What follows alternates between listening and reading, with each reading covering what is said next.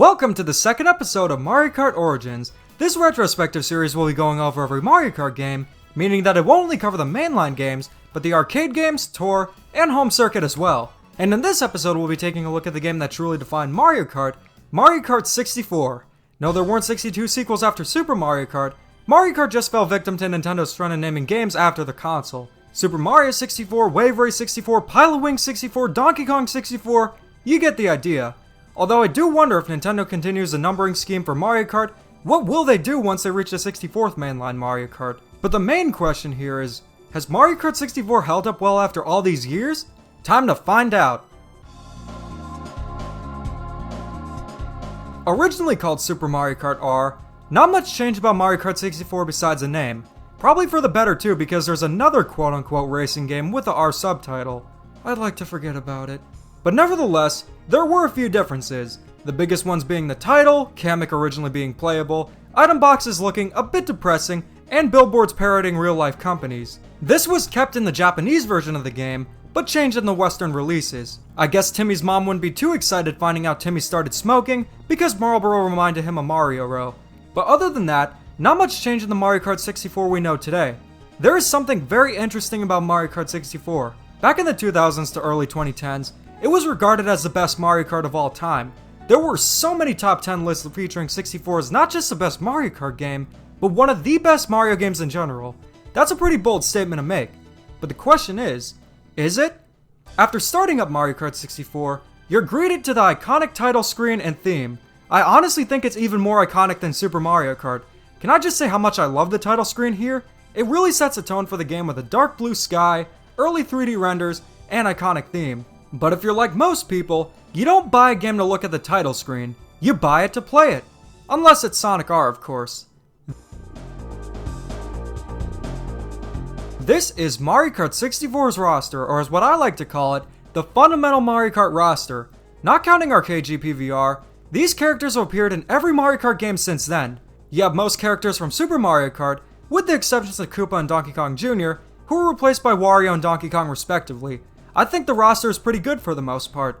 While I do think they could have upped the character roster to 10 characters and included Koopa and Kamek, it's a fairly solid roster that includes the fan favorites. It could have been better, but at the time, I'd say it was a good enough roster. Nothing great, but passable.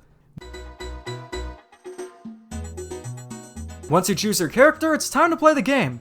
With older Mario Kart games, the gameplay usually doesn't hold up too well. It certainly didn't in Super Mario Kart, but could Mario Kart 64 be the exception?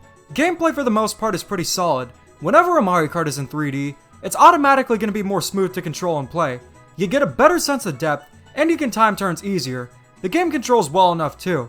Honestly, anything with a regular Nintendo 64 controller isn't going to feel all that great, but if you played the Wii Virtual Console version way back when like I did, it's better since the Wii Classic controller is not a circus freak of a controller. Also, hey, Nintendo, if you're watching this, bring back the Virtual Console! They also learned what a minimap was this time around, so that automatically gives Mario Kart 64 an edge over Super Mario Kart.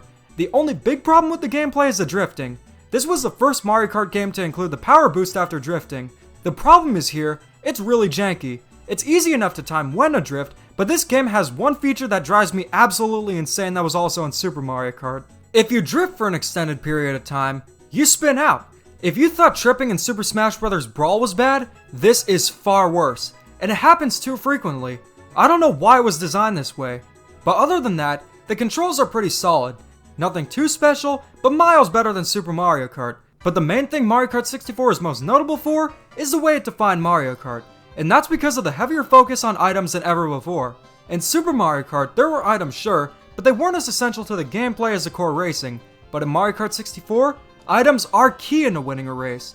This was the first Mario Kart where you could hold 2 items at once, and because of this, items are far more rampant. This game introduced quite a few items to the series. The triple variations of shells and mushrooms, banana bunch, fake item box, boo, the golden mushroom, and yes, the notorious blue shell. This is the most controversial item in the Mario Kart series by far. You either love it, or you hate it. And you know what?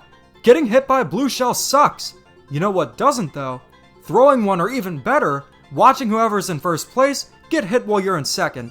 Mario Kart isn't so much a series about winning, it's about fun. The gameplay is overall good, but it does have some issues beyond the drifting. The AI is rubber banding, meaning no matter how good you are at the game, the computer players will always catch up with you. Doesn't matter if you hit them with a red shell, triple red shells, anything, they'll catch up with you. Not to mention, red shells are kinda useless in this game. They don't always home in on the players, and in a track like Rainbow Road, they're kinda useless. And speaking of Rainbow Road, how are the tracks? Mario Kart 64 has 4 cups with 4 tracks, each consisting of 3 laps, bringing the total amount to 16. It's less than the amount in Super Mario Kart, but as the old saying goes, quality over quantity.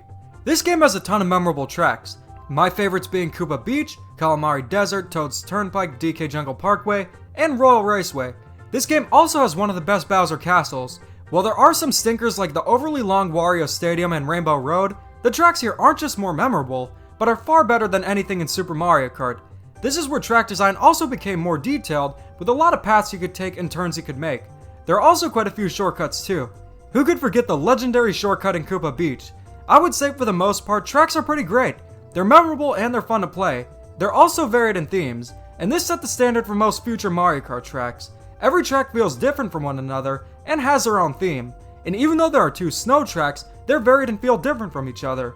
Frappe Snowland has you driving through icy mountains and avoiding snowmen, while Sherbert Land has you avoiding penguins and driving through an ice cavern. There's a lot of variety when it comes to tracks, and they're a major step up from anything in Super Mario Kart. Presentation in Mario Kart 64 is a mixed bag. The tracks themselves look good. They're colorful, distinct, and overall look pretty good.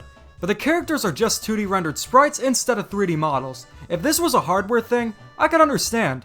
But other racing games on the Nintendo 64 such as Diddy Kong Racing and Mickey Speedway USA had 3D models. I could understand having 2D sprites for items, but it looks super cheap for the actual characters. But as always, the music remains great. Music like Toad's Turnpike, Rainbow Road, and Frappe Snowland are very good to this day.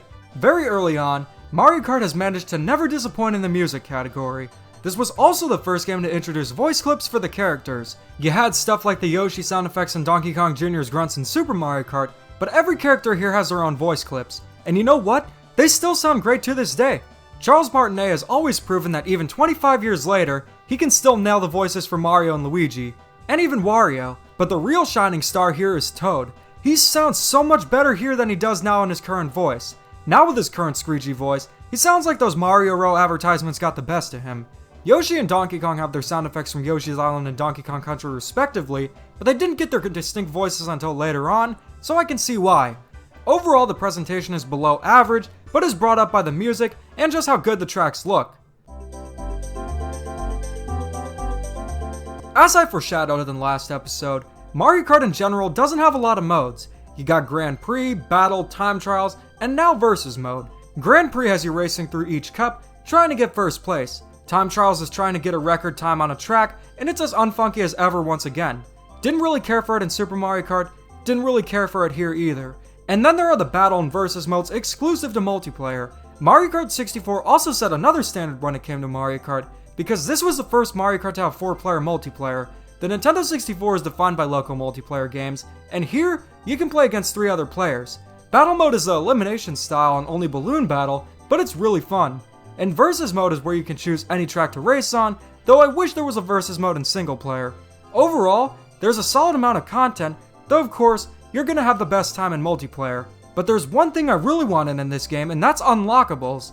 The only things you can really unlock are new cups, but that's kinda it. No characters, carts, or anything like that. It's not that big of a deal, just something I would've liked to see.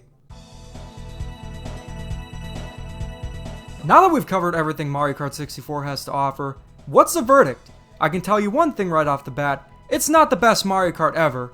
But I will say this, the game set the fundamentals for every succeeding Mario Kart. Nearly every Mario Kart game after 64 expands on the gameplay. It introduced a current style of gameplay, interesting and varied tracks, and most importantly, 4-player multiplayer. Is it the best to play nowadays? Not at all, but it's still fun. It's a very basic Mario Kart nowadays, but at its core, it's Mario Kart. The controls are easy enough to grasp and feel fine for the most part. Tracks are a blast to play, and overall it's a good game. Super Mario Kart might have been the first game, but Mario Kart 64 is the one that defined the series. Is it worth playing now? I would say yes, but you have to keep in mind this. The 5th generation of gaming also had Diddy Kong Racing and Crash Team Racing. and those games are better than Mario Kart 64 in every way. They have adventure mode, better presentations, and are just overall better games. But I would say Mario Kart 64 has held up okay, at the very least. Mario Kart 64 may set the standard for Mario Kart, but if there's one thing you couldn't do with the Nintendo 64 besides play Captain Toad, is play it portably. But in 2001, Nintendo made a Mario Kart that you could play anywhere for the first time. Join me in episode 3 of Mario Kart Origins where I go over Mario Kart Super Circuit. So what do you guys think? Do you want to play Mario Kart 64 now if you've never played it? Or if you have, what are some of your memories with the game? Let me know in the comments, and as always, keep calm and da-da on.